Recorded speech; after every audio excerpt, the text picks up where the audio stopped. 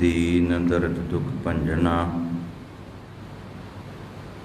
घट घट नाथ अनाथ। शरण तुम्हारी आयो नानक के प्रभ साथ। शरण तुम्हारी आयो नानक के प्रभ साथ। परम सत्कारयोग चवर छत्र तख्त दे मालक वालिए कुल आलम शब्द गुरु धन श्री गुरु ग्रंथ साहिब जी की पावन हजूरी अंदर विराजमान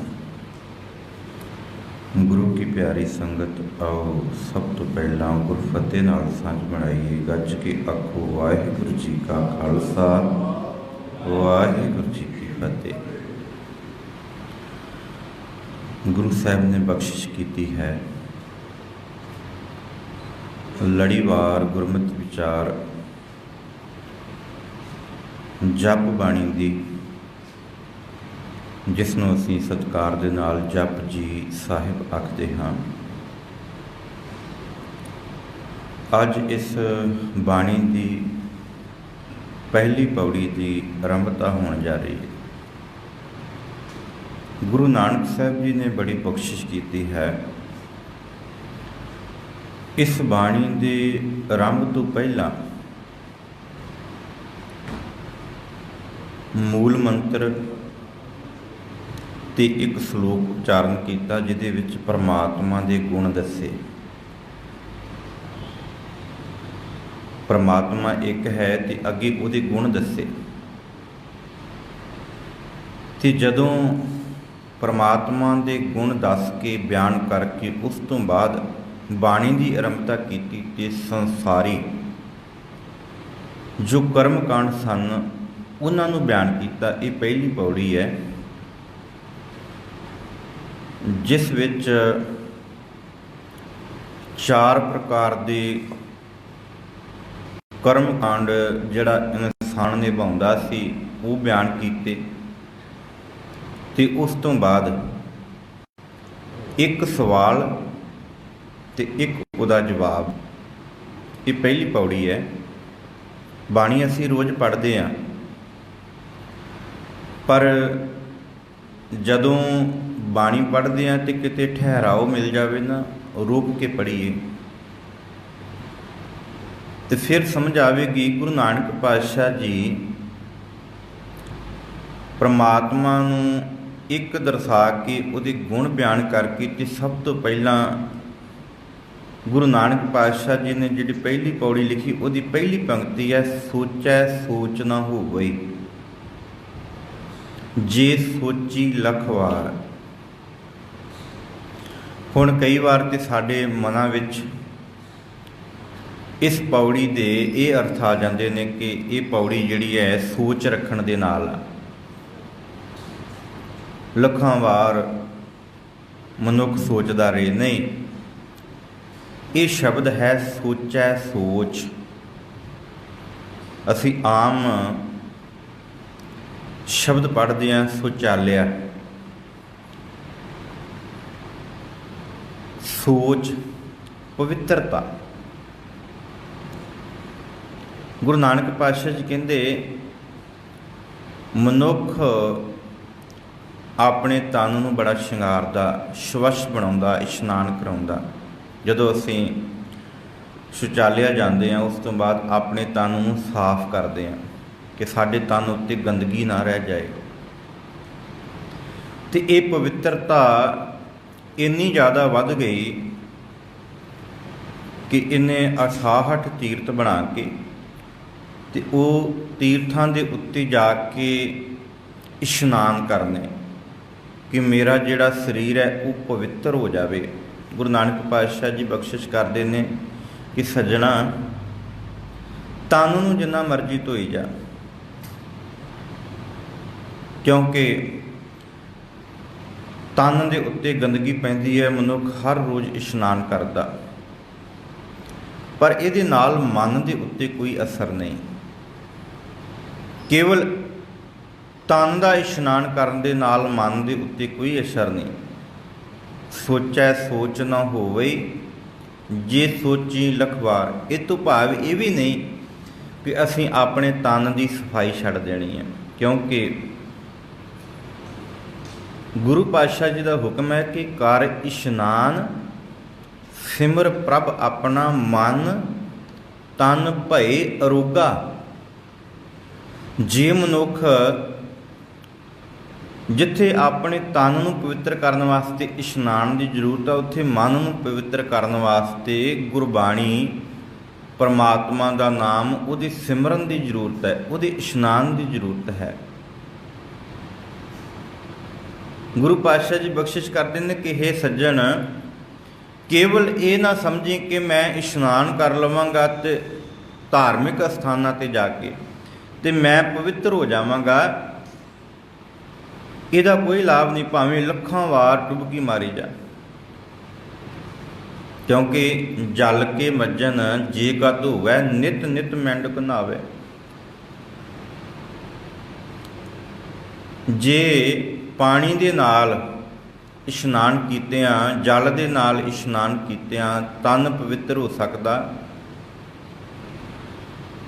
ਤੇ ਮਨੁੱਖ ਦਾ ਇਸ ਧਰਤੀ ਦੇ ਉੱਤੇ ਪਾਰ ਉਤਾਰਾ ਹੋ ਸਕਦਾ। ਫਿਰ ਡੱਡੂ ਤੇ ਨਿੱਤ ਹੀ ਪਾਣੀ ਦੇ ਵਿੱਚ ਰਹਿੰਦਾ, ਰੋਜ਼ਾਨਾ ਨਹਾਉਂਦਾ। ਗੁਰੂ ਪਾਤਸ਼ਾਹ ਜੀ ਬਖਸ਼ਿਸ਼ ਕਰਦੇ ਨੇ, ਨਹੀਂ ਸੱਜਣਾ, ਇਸ ਧਰਤੀ ਦੇ ਉੱਤੇ ਲੱਖਾਂ ਵਾਰ ਤੂੰ ਇਸ਼ਨਾਨ ਕਰ ਲੈ। ਇਸੇ ਪੰਕਤੀ ਦਾ ਇੱਕ ਭਾਵ ਅਰਥ ਹੋਰ ਹੈ। ਉਸ ਸਮੇਂ ਕੁਝ ਧਾਰਮਿਕ ਸਥਾਨਾਂ ਨੂੰ ਪਵਿੱਤਰ ਗਿਣਿਆ ਗਿਆ ਤੇ ਉਹਨਾਂ ਦੇ ਉੱਤੇ ਇਸ਼ਨਾਨ ਨੂੰ ਬੜੀ ਮਹਾਨਤਾ ਦਿੱਤੀ ਗਈ। ਗੰਗਾ ਦਾ ਇਸ਼ਨਾਨ, ਹਰਿਦੁਆਰ ਜਾ ਕੇ ਇਸ਼ਨਾਨ ਕਰਨਾ, ਵੱਖ-ਵੱਖ ਐਸੇ ਧਾਰਮਿਕ ਸਥਾਨ ਬਣਾਏ ਗਏ ਸਨ।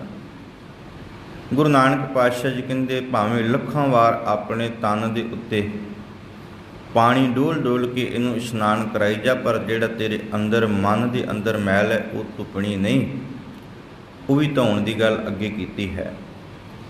ਨਾਲ ਹੀ ਅਗਲੀ ਪੰਕਤੀ ਹੈ, ਮੈਂ ਇਹਦੇ ਪਹਿਲਾਂ ਭਾਵ ਅਰਥ ਪੰਕਤੀਆਂ ਦੇ ਕਰ ਲਵਾਂ।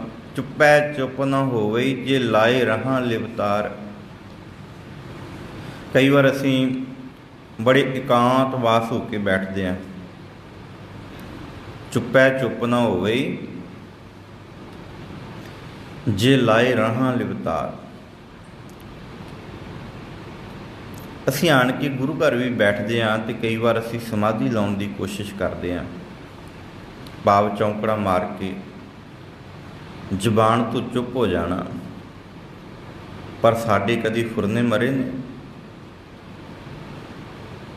ਗੁਰੂ ਨਾਨਕ ਪਾਤਸ਼ਾਹ ਜੀ ਬਖਸ਼ਿਸ਼ ਕਰਦੇ ਨੇ ਕਿ ਸੱਜਣਾ, ਜਿਸ ਤਰ੍ਹਾਂ ਤੂੰ ਸਮਾਧੀ ਲਗਾਉਂਦਾ ਨਾ, ਲੋਕ ਇਸ ਦੇਖਦੇ ਨੇ ਕਿ ਮਨੁੱਖ ਸਮਾਧੀ ਲਾ ਕੇ ਬੈਠਾ, ਇਹ ਭਗਤ ਹੋਵੇਗਾ, ਪਰ ਅੰਦਰਲੇ ਫੁਰਨੇ ਨਹੀਂ ਮਰੇ। ਤੂੰ ਲੱਖਾਂ ਯਤਨ ਕਰ, ਚੌਂਕੜਾ ਲਗਾ ਕੇ ਆਪਣੀ ਜ਼ੁਬਾਨ ਨੂੰ ਬੰਦ ਰੱਖ, ਭਾਵ ਇਸ ਜ਼ੁਬਾਨ ਤੋਂ ਬੋਲ ਨਾ, ਤੇਰੇ ਅੰਦਰਲਾ ਮਨ ਨਹੀਂ ਜੁੜਨਾ ਜਦੋਂ ਤੱਕ ਤੇਰੇ ਅੰਦਰੋਂ ਜਿਹੜੇ ਫੁਰਨੇ ਨੇ ਨਾ ਸੰਸਾਰੀ, ਉਹ ਨਹੀਂ ਮਿਟਦੇ। ਚੁੱਪੈ ਚੁੱਪ ਨਾ ਹੋਵੇ। ਲਗਾਤਾਰ ਸਮਾਧੀ ਲਾਉਣ ਦੇ ਨਾਲ ਮਨੁੱਖ ਆਪਣੇ ਹਿਰਦੇ ਘਰ ਦੀ, ਆਪਣੇ ਮਨ ਦੀ ਜਿਹੜੀ ਚੁੱਪ ਹੈ ਉਹ ਹਾਸਲ ਨਹੀਂ ਕਰ ਸਕਦਾ, ਭਾਵੇਂ ਉਹ ਲਗਾਤਾਰ ਸਮਾਧੀ ਲਾਈ ਬੈਠੇ। ਭੁੱਖਿਆਂ ਭੁੱਖ ਨਾ ਉਤਰੀ ਜੇ ਬੰਨਾ ਪੁਰੀਆਂ ਭਾਰ। ਇਹ ਤੀਸਰੀ ਅਵਸਥਾ ਹੈ। ਮਨੁੱਖ ਆਪਣੇ ਅੰਦਰਲੀ ਤ੍ਰਿਸ਼ਨਾ ਜਿਹੜੀ ਹੈ ਨਾ, ਉਹਨੂੰ ਖਤਮ ਕਰਨ ਵਿੱਚ ਕਈ ਸਾਲ ਮਿਹਨਤ ਕਰਕੇ ਭੰਡਾਰੇ ਭਰਦਾ, ਮੇਰੀ ਭੁੱਖ ਮਿਟ ਜਾਏ। ਲਾਲਸਾ ਵੱਧਦੀ ਹੈ ਨਾ। ਅੱਜ ਕੋਲ ਸਾਈਕਲ ਹੈ, ਮਨ ਦੀ ਤ੍ਰਿਸ਼ਨਾ ਵਧੀ, ਉਹ ਮੋਟਰਸਾਈਕਲ ਲੈਣ ਵਾਸਤੇ। ਜੇ ਮੋਟਰਸਾਈਕਲ ਆ ਗਿਆ, ਮਨ ਦੀ ਤ੍ਰਿਸ਼ਨਾ ਵਧੀ, ਆਪਣੀਆਂ ਘਰ ਦੀਆਂ ਕੰਧਾਂ ਦੇ ਵਿੱਚ ਗੁਪਤ ਲੋਕਰ ਬਣਾ ਕੇ ਉਹਦੇ ਵਿੱਚ ਧਨ ਭਰ ਲੈਂਦਾ, ਫਿਰ ਵੀ ਉਹਦੀ ਤ੍ਰਿਸ਼ਨਾ ਨਹੀਂ ਮੁੱਕਦੀ। ਉਹ ਤ੍ਰਿਸ਼ਨਾ ਹੋਰ ਪ੍ਰਬਲ ਹੁੰਦੀ ਜਾਂਦੀ ਹੈ। ਘਰ ਵਿੱਚ ਪੁੱਤ ਨੇ ਜਨਮ ਲਿਆ ਤੇ ਤ੍ਰਿਸ਼ਨਾ ਆਈ ਕਿ ਇਸ ਪੁੱਤ ਦੇ ਘਰ ਪੁੱਤ ਹੋਵੇ, ਭਾਵ ਮੇਰੇ ਘਰ ਪੋਤਰਾ ਹੋਵੇ। ਜੇ ਪੋਤਰਾ ਵੇਖ ਲਿਆ ਤੇ ਫਿਰ ਆਂਦਾ ਦੋਤਰਾ ਹੋ ਜਾਵੇ, ਭਾਵ ਤ੍ਰਿਸ਼ਨਾ ਪ੍ਰਬਲ ਹੁੰਦੀ ਗਈ। ਜੇ ਮਾਇਆ ਆਈ ਤੇ ਮਾਇਆ ਦੇ ਭੰਡਾਰੇ ਭਰ ਕੇ ਫਿਰ ਵੀ ਤ੍ਰਿਸ਼ਨਾ ਨਹੀਂ ਮੁੱਕੀ। ਗੁਰੂ ਨਾਨਕ ਪਾਤਸ਼ਾਹ ਜੀ ਬਖਸ਼ਿਸ਼ ਕਰਦੇ ਨੇ ਕਿ ਇਹ ਸੱਜਣਾ, ਜਿਸ ਤਰ੍ਹਾਂ ਮਨੁੱਖ ਸਾਰੀ ਜ਼ਿੰਦਗੀ ਧਨ ਕਮਾਉਂਦਾ ਏ, ਧਨ ਕਮਾਉਂਦਾ ਕਮਾਉਂਦਾ ਬੰਨਾ ਪੁਰੀਆਂ, ਭਾਵ ਸਾਰੇ ਸੰਸਾਰ ਦੇ ਅੰਦਰ ਜਿਤਨਾ ਧਨ ਹੈ ਉਹ ਸਾਰੇ ਦਾ ਸਾਰਾ ਧਨ ਜਿਹੜਾ ਏ ਉਹ ਸਾਰਾ ਧਨ ਇਕੱਠਾ ਕਰ ਲਵੇ, ਆਪਣਾ ਘਰ ਭਰ ਲਵੇ, ਪਰ ਉਹਦੀ ਉਹ ਤ੍ਰਿਸ਼ਨਾ ਖਤਮ ਨਹੀਂ ਹੁੰਦੀ, ਉਹਦੀ ਉਹ ਭੁੱਖ ਮਿਟਦੀ ਨਹੀਂ। ਉਹ ਸਦਾ ਤ੍ਰਿਸ਼ਨਾ ਦੇ ਅਧੀਨ ਆਪਣਾ ਜੀਵਨ ਬਤੀਤ ਕਰਦਾ ਹੈ। ਤੇ ਚੌਥੀ ਉਦਾਹਰਨ ਦਿੱਤੀ ਹੈ, ਸਹਸ ਸਿਆਣਪਾਂ ਲੱਖ ਹੋਏ ਤਾਂ ਇੱਕ ਨਾ ਚੱਲੈ ਨਾਲ। ਹੁਣ ਧਨ ਵੀ ਬਹੁਤ ਹੈ, ਚੌਂਕੜਾ ਲਗਾ ਕੇ ਸਮਾਧੀ ਵੀ ਲਗਾਉਂਦਾ ਹੈ, ਇਸ਼ਨਾਨ ਵੀ ਕਰਦਾ ਹੈ। ਇਹ ਤਿੰਨੇ ਕਰਮ ਕਰਕੇ ਮਨੁੱਖ ਫਿਰ ਚਤੁਰਾਈਆਂ ਜਤਾਉਂਦਾ ਹੈ, ਚਾਤਰ ਬਣਦਾ ਹੈ ਕਿ ਮੈਂ ਧਾਰਮਿਕ ਹਾਂ, ਮੇਰੇ ਤਨ ਉੱਤੇ ਪਹਿਰਾਵਾ ਧਰਮ ਦਾ ਹੈ, ਮੈਂ ਸਮਾਧੀ ਲਾ ਕੇ ਬੰਦਗੀ ਕਰਦਾ ਹਾਂ, ਮੇਰੇ ਕੋਲ ਬਹੁਤ ਕੁਝ ਹੈ, ਰੱਬ ਨੇ ਬਹੁਤ ਕੁਝ ਦਿੱਤਾ, ਪਰ ਤ੍ਰਿਸ਼ਨਾ ਫਿਰ ਨਹੀਂ ਬੁੱਝੀ। ਫਿਰ ਤ੍ਰਿਸ਼ਨਾ ਉੱਥੇ ਆਣ ਕੇ ਖੜੀ ਹੈ ਕਿ ਇਸ ਤੋਂ ਅੱਗੇ ਵੀ ਕੁਝ ਮਿਲ ਜਾਵੇ। ਗੁਰੂ ਨਾਨਕ ਪਾਤਸ਼ਾਹ ਜੀ ਬਖਸ਼ਿਸ਼ ਕਰਦੇ ਨੇ ਕਿ ਸੱਜਣਾ, ਜਿੰਨੀਆਂ ਮਰਜ਼ੀ ਚਤੁਰਾਈਆਂ ਕਰ ਲੈ, ਸਹਸ ਸਿਆਣਪਾਂ, ਜਿੰਨੀਆਂ ਮਰਜ਼ੀ ਚਤੁਰਾਈਆਂ ਕਰ ਲੈ, ਲੱਖ ਹੋਏ ਤੇਰੇ ਅੰਦਰ ਲੱਖ ਸਿਆਣਪਾਂ ਹੋਣ, ਇੱਕ ਨਾ ਚੱਲੇ ਨਾਲ, ਤੇਰੇ ਨਾਲ ਇੱਕ ਵੀ ਨਹੀਂ ਨਿਭਣੀ। ਇਸ ਸਿਆਣਪ ਨੇ ਤੇਰਾ ਸਹਾਰਾ ਨਹੀਂ ਬਣਨਾ, ਕਿਉਂਕਿ ਇਸ ਧਰਤੀ ਦੇ ਉੱਤੇ ਮਨੁੱਖ ਇਹਨਾਂ ਕਰਮ ਕਾਂਡਾਂ ਦੇ ਵਿੱਚ ਫਸਿਆ ਪਿਆ। ਇਹ ਗੁਰੂ ਨਾਨਕ ਪਾਤਸ਼ਾਹ ਜੀ ਨੇ ਇਹ ਚਾਰੇ ਕਰਮ ਸਭ ਤੋਂ ਪਹਿਲਾਂ ਦਰਜ ਕੀਤੇ ਪਹਿਲੀ ਪੌੜੀ ਦੇ ਅੰਦਰ, ਤੇ ਨਾਲ ਹੀ ਸਮਝਾਉਣ ਵਾਸਤੇ ਇੱਕ ਪ੍ਰਸ਼ਨ ਪੈਦਾ ਕੀਤਾ ਕਿ ਫਿਰ ਕਿਵ ਸਚਿਆਰਾ ਹੋਈ ਹੈ, ਕਿਵ ਕੂੜੈ ਟੁੱਟੈ ਪਾਲ। ਮਨੁੱਖ ਇਸ਼ਨਾਨ ਆਦਿਕ ਦੇ ਨਾਲ ਵੀ ਸਚਿਆਰ ਨਹੀਂ ਬਣ ਸਕਦਾ। ਮਨੁੱਖ ਬਗਲੇ ਦੀ ਤਰ੍ਹਾਂ ਸਮਾਧੀ ਲਾ ਕੇ ਬੈਠੇ ਤਾਂ ਵੀ ਸਚਿਆਰ ਨਹੀਂ ਬਣ ਸਕਦਾ। ਮਨੁੱਖ ਆਪਣੇ ਭੰਡਾਰੇ ਭਰ ਲਵੇ, ਘਰ ਦੇ ਵਿੱਚ ਮਾਇਆ ਹੀ ਮਾਇਆ, ਹਰ ਪੱਖੋਂ ਇਹਦੇ ਘਰ ਵਿੱਚ ਹਰ ਇੱਕ ਸੁੱਖ ਸਹੂਲਤ ਹੋਵੇ, ਪਰ ਇਹਦੀ ਤ੍ਰਿਸ਼ਨਾ ਨਹੀਂ ਮੁੱਟ ਸਕਦੀ। ਇਹਨੇ ਚਤੁਰਾਈਆਂ ਵੀ ਸਿੱਖੀਆਂ ਹੋਣ, ਸਾਹਮਣੇ ਦਿਖਦਾ ਹੋਵੇ ਕਿ ਇਹ ਬੜਾ ਸਿਆਣਾ ਹੈ, ਪਰ ਅੰਦਰ ਅਹੰਕਾਰ ਭਰਿਆ ਹੋਵੇ, ਇਹ ਫਿਰ ਵੀ ਸਚਿਆਰ ਨਹੀਂ ਬਣ ਸਕਦਾ। ਫਿਰ ਕਿਸ ਤਰ੍ਹਾਂ ਬਣ ਸਕਦਾ ਹੈ? ਕਿਵ ਸਚਿਆਰਾ ਹੋਈ ਹੈ, ਫਿਰ ਕਿਸ ਤਰ੍ਹਾਂ ਸਚਿਆਰ ਉਪਾਧੀ ਨੂੰ ਪ੍ਰਾਪਤ ਕੀਤਾ ਜਾ ਸਕਦਾ ਹੈ? ਕਿਵ ਕੂੜੈ ਟੁੱਟੈ ਪਾਲ, ਕਿਸ ਤਰ੍ਹਾਂ ਇਹ ਕੂੜ ਦੀ ਕੰਧ ਜਿਹੜੀ ਮੇਰੇ ਅੰਦਰ ਬੱਝੀ ਹੋਈ ਹੈ, ਮੈਂ ਇਸ਼ਨਾਨ ਨੂੰ ਹੀ ਧਰਮ ਸਮਝ ਲਿਆ, ਮੈਂ ਚੁੱਪ ਧਾਰ ਕੇ ਸਾਧਨਾ ਨੂੰ ਹੀ ਧਰਮ ਸਮਝ ਲਿਆ ਕਿ ਮੈਂ ਮੌਨ ਰੱਖ ਲਿਆ, ਮੈਂ ਤ੍ਰਿਸ਼ਨਾ ਨੂੰ ਠੱਲਣ ਵਾਸਤੇ ਧਨ ਦੇ ਨਾਲ ਭੰਡਾਰੇ ਭਰ ਲਏ, ਮੈਂ ਇਹਨੂੰ ਹੀ ਧਰਮ ਸਮਝ ਲਿਆ ਕਿ ਮੇਰੇ ਕੋਲ ਸਭ ਕੁਝ ਆ ਗਿਆ, ਪ੍ਰਮਾਤਮਾ ਨੇ ਮੇਰੀ ਝੋਲੀ ਵਿੱਚ ਸਭ ਕੁਝ ਪਾ ਦਿੱਤਾ। मेरे कुल चतुराइयां ने सियाणपां ने मैं इनू ही धर्म समझ लिया। ये एक कूड़ की पाल सी। गुरु नानक पातशाह जी बख्शिश करते हैं कि सचियार बनने वास्ते जिहड़े अंदर एक कूड़ की कंध है ना, कि कूड़ा टुटै पाल, ये कूड़ की कंध कद्दां टुट सकती है, किस तरह जा सकती है? हुक्म रजाई चलना, परमात्मा का हुक्म ते उहदी रजा विच तुरना। नानक लिखिया नाल, परमात्मा के हुक्म अंदर, परमात्मा की रजा विच तुरन दे नाल ही ये कंध टुट सकती है कि सज्जणा तू आण के गुरु की गोद विच बैठ, परमात्मा का नाम एक छिन ही लै, पर तेरे अंदर केवल परमात्मा की वडियाई चलती होवे। ये समझाया सी गुरु नानक पातशाह जी ने सुल्तानपुर की धरती उत्ते। मनुख कर्मकांड करते सन ते गुरु नानक पातशाह जी जदों वेई तो बाहर निकले ना, ते आण के ना को हिंदू ना मुसलमान का नारा दिता। भाव ये नहीं सी कि उस धरती के उत्ते इस्लामक मत वाले नहीं सन, हिंदूइज्म वाले नहीं सन। भाव ये सी कि इन्हां दे अंदरों धर्म पंख कर उडरिया। इत्थे ते कूड़ अमावस सच चंद्रमा दिसै नाही कह चढ़िया। गुरु नानक पातशाह जी ने यह होका दिता। नवाब दौलत खान ने गुरु नानक पातशाह जी ने बुलाया। असी ये साखी सरवण की है। तो गुरु नानक पातशाह जी ने अखीर काजी ते नवाब दौलत खान नूं ये आख्या सी कि मन जिहड़ा है तुहाडा ना, ये चतुराइयां ते सियाणपां दे विच वज्झा होया है। तुसीं परमात्मा की बंदगी करते पे जे, पर तुहाडा ख्याल जिहड़ा है वो तुहाडे घर विच है।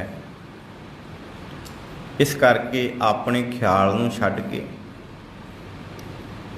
जदों बंदगी करनी है तो वो केवल परमात्मा दे, जिस परमात्मा का नाम आराध रहे हैं उहदे विच साडा चित्त भेजना चाहिए। उहदे अंदर ही साडी जिहड़ी आ वो मन बिरती एकाग्र होनी चाहिए है। इस करके गुरु नानक पातशाह जी ने बख्शिश की है कि सज्जणा हज़ारां वार लखां वार तेरे कोल ये सब कुछ होवे, तू रोज़ाना इशनान करदा होवें, रोज़ाना साधना करदा होवे, लगातार समाधि ला के घर विच माया का भंडार भरिया होवे, तेरे घर विच हरेक वस्तु होवे, तेरे कोल सियाणप भी होवे, भाव चतुराइयां भी तू जानदा होवें, पर जदों तक तेरे हिरदे अंदर परमात्मा का नाम नहीं, रब की बंदगी नहीं, उदों तक इस संसार के उत्ते तेरे अंदर हनेरा है। इस करके गुरु नानक पातशाह जी बख्शिश करते हैं कि हे सज्जणा, उस परमात्मा के नाल जुड़न वास्ते उहदा हुक्म ते उहदी रजा उहनूं टोलना पवेगा। तां ही तेरे अंदरों कूड़ की पाल जिहड़ी आ, हनेरे की पाल जिहड़ी आ वो टुटेगी, खत्म होवेगी। तो फिर तेरे सामने केवल परमात्मा का नाम, तेरे सामने गुरु, तो तेरा मन एकमिक हो के उस परमात्मा की बंदगी करेगा। जे तेनों ये समझ आ जाए गुरु नानक पातशाह जी की ये वडियाई है, इस बाणी की बड़ी महानता है। असीं रोज़ाना पढ़ते हैं ना, सुनते भी हैं, तो कई बार असीं सुनिया होगा कि इस गुरु ग्रंथ साहिब जी की समुची बाणी का भाव अर्थ जपजी साहिब है, तो जप बाणी का जिहड़ा भाव अर्थ है वो मूल मंत्र है। मैं फिर क्योंकि कल नूं अगलेरी पंक्ति जिहड़ी है, अगलेरी पौड़ी जिहड़ी है वो आरंभ करनी है। गुरु नानक पातशाह जी ने एक ओंकार तो लैके गुरप्रसाद तक ਤੇ ਅਗਲਾ ਜਿਹੜਾ ਸ਼ਲੋਕ ਹੈ, ਜਪ ਆਦ ਸੱਚ ਜੁਗਾਦ ਸੱਚ ਹੈ ਭੀ ਸੱਚ ਨਾਨਕ ਹੋਸੀ ਭੀ ਸੱਚ, ਇਹ ਪ੍ਰਮਾਤਮਾ ਦੇ ਗੁਣਾਂ ਦੀ ਵਡਿਆਈ ਕੀਤੀ ਹੈ। ਤੇ ਇਸ ਤੋਂ ਅੱਗੇ ਇਹ ਦਰਸਾਇਆ, ਇਹ ਪਹਿਲੀ ਪੌੜੀ ਹੈ ਜਿਹਦੇ ਵਿੱਚ 4 ਪ੍ਰਕਾਰ ਦੇ, ਸਭ ਤੋਂ ਪਹਿਲਾਂ ਪਵਿੱਤਰਤਾ, ਇਸ਼ਨਾਨ ਦੀ ਗੱਲ ਕੀਤੀ ਹੈ, ਫਿਰ ਸਮਾਧੀ ਦੀ ਗੱਲ ਕੀਤੀ ਹੈ, ਫਿਰ ਤ੍ਰਿਸ਼ਨਾ ਦੀ ਗੱਲ ਕੀਤੀ ਹੈ, ਤੇ ਫਿਰ ਸਿਆਣਪ ਦੀ ਚਤੁਰਾਈ ਦੀ ਗੱਲ ਕੀਤੀ ਹੈ।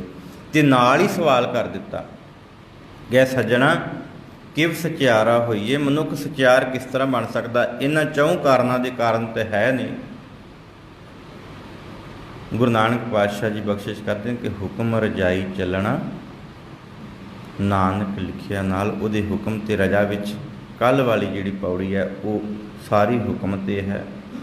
ਸਤਿਕਾਰਯੋਗ ਗਿਆਨੀ ਲਖਬੀਰ ਸਿੰਘ ਜੀ ਜੋ ਦਾਸ ਦੇ ਨਾਲ ਨੇ, ਉਹ ਕੱਲ੍ਹ ਨੂੰ ਹਾਜ਼ਰੀ ਭਰਨਗੇ 2 ਦਿਨ ਅਗਲੇਰੇ ਦੀ। ਇਸੇ ਤਰ੍ਹਾਂ ਹੀ ਇਹ ਲੜੀਵਾਰ ਕਥਾ ਚੱਲੇਗੀ। ਸਤਿਕਾਰਯੋਗ